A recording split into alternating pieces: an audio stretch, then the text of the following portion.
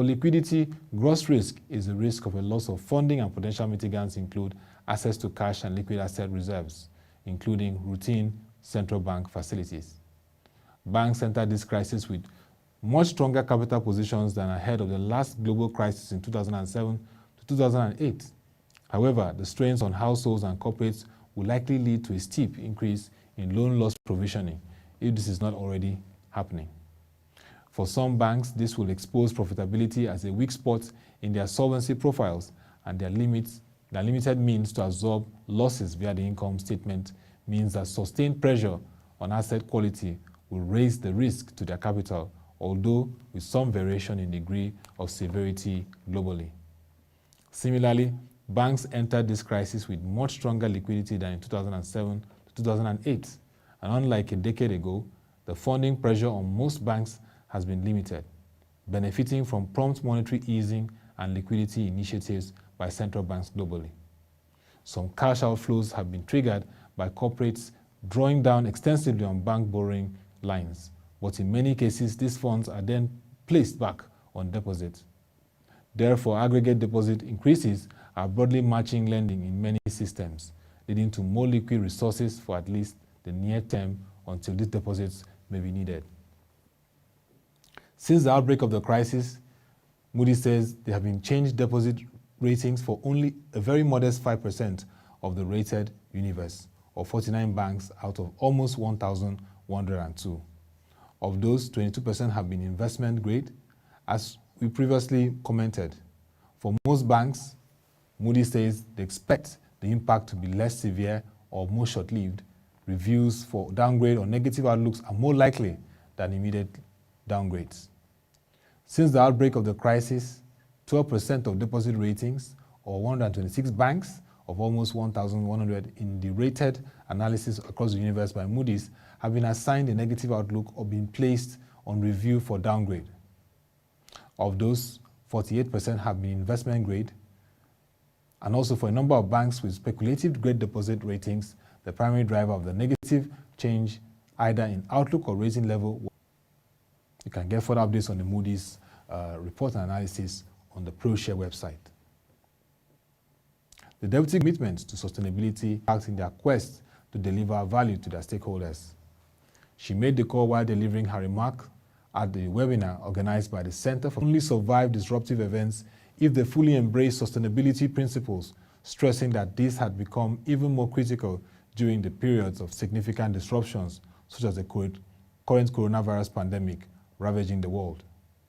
According to her, though primary economic activities in most countries.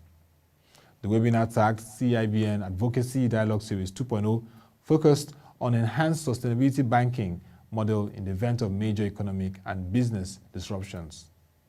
Mrs. Ahmad told over 800 participants who connected to the program through Zoom, and the Bank of Nigeria was of the view new entrants by fintechs, increasing regulation, and changing needs and behavioral patterns of customers.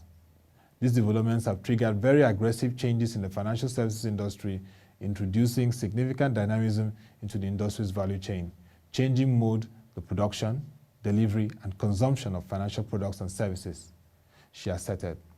She also stated that the Central Bank of Nigeria has been at the forefront of entrenching sustainable banking principles in the Nigerian banking industry through the implementation of the Nigerian Sustainable Banking Principles, which has formally been adopted by the Central Bank of Nigeria and 33 banks, discount houses, and development finance institutions. In his intervention, Mr. Jibolaku, the Vice Chairman FMDQ Securities Exchange Group, noted that the Nigerian economy was at the risk of another recession. He foresaw a new financial order post-COVID-19 and observed that to stimulate economic growth and opportunities, policymakers, banking and capital market operators should undertake as a matter of urgency actions that will ensure business dependence on oil and gas sector and boost non-oil sector growth. He equally called for increased investment in the health sector. He argued the need for investment in the digitization of education in public schools to prevent the collapse of the education system, while also calling for a unified and market-determined exchange rate regime. He admonished the banking sector to ensure effective implementation of the sustainable banking principles with a focus on economic, social, and environmental and governance issues to boost reputation and investor confidence, while he saw the current situation as an opportunity for digital transformation and growth in banking offerings. Mr. Koo acknowledged the need to increase investment in cybersecurity to reduce fraud risk. Mr. Koo also said that as the chairman of SunTrust Bank Limited, there are imperatives for capital markets as follows: supporting the creation of new funding mechanisms to ensure economic recovery, working with regulators and market stakeholders to create incentives that support the growth of a green economy, ensuring that listed companies report on compliance with environmental, social, and governance criteria, enhancing capacity building and knowledge enhancement in sustainable finance. Chartered Bankers Institute UK and Mr. Ibrahim Salau, the Sustainability Nigeria Program Coordinator, International Finance Corporation, were other speakers at the event and webinar, which was moderated by Mr. Lufemi Awoyemi, Chairman, ProShare Nigeria Limited. Lagos State Governor Mr. Babajide Sanwo-Olu, in his latest address on the current COVID-19 lockdown, stressed the need for compliance to the laid-down guidelines from the citizens. Quoting his speech, "Let me reiterate that the success of this gradual easing of the lockdown is dependent upon the compliance of each and every one of us. As a government elected to uphold the security of Lagos State, and this includes health security, let me make it clear that we will not hesitate to review the terms of this easing if we continue to see evidence that Lagosians are determined to flout the rules. I am aware that the Presidential Task Force has also made this point, that the continued maintenance of this easing is only guaranteed when people consistently comply. Let the numbers we have seen this week stand as a warning to all of you, the good people of Lagos State. What we are seeing is child's play compared to what we would be seeing if we continue to be responsible." The governor said that it was an opportunity for Lagosians to work together to support the frontline health workers and to also continue to keep measures that will reduce the spread of the coronavirus. He said a psychological team tasked with the implementation of support systems and efforts to manage the very real potential for burnout and exhaustion in these times has been working tirelessly to support citizens and even those affected by COVID-19. He thanked all the environmental workers, waste disposal teams, and all those that contributed immensely to supporting Lagos in its fight against COVID-19.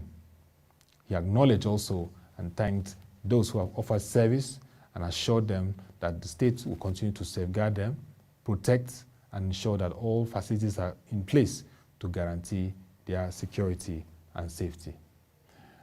Looking at this new week, some events that we would like to give you an insight into. On Wednesday, the 13th of May 2020, KPMG Professional Services will be hosting a seminar, a financial seminar, on the 13th, that's Wednesday. Friday, 15th of May is a very busy day. First, we will be having the very valedictory speech of the outgoing president of the Chartered Institute of Bankers of Nigeria, Dr. Uche Olowu.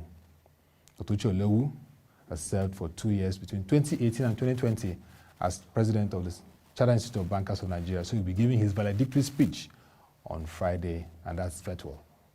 Also still on that Friday, the Enhancing Financial Services and Innovation and Access, EFINA, committed to deepening financial inclusion in Nigeria, will also hold a seminar on 15th of May 2020.